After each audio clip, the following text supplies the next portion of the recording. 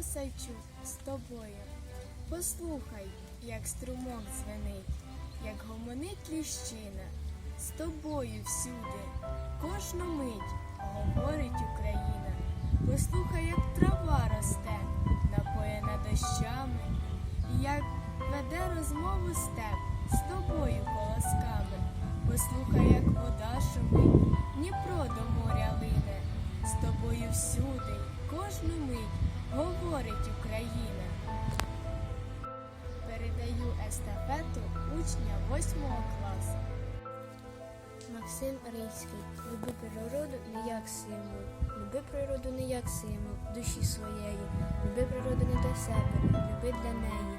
Вона не тільки тема вірша або картини. В ній є висоти незміримі, святі глибини. В неї є душа мовуча, порив'я в неї. Що більше не душі пориви, душі твоєї. Передаю естафету учням 9 класу.